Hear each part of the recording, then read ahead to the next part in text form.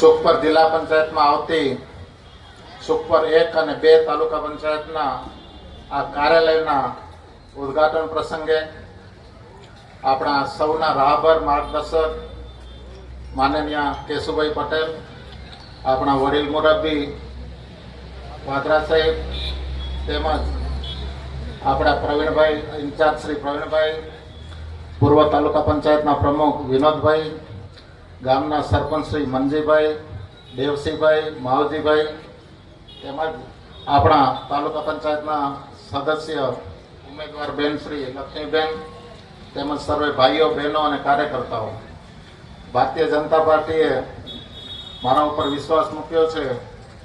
તે વિશ્વાસમાં ખરો ઉતરીશ અને આપણી સાથે મળીને બાકી રહેલા કામો અને વિકાસના કામો સાથે મળીને કરશું.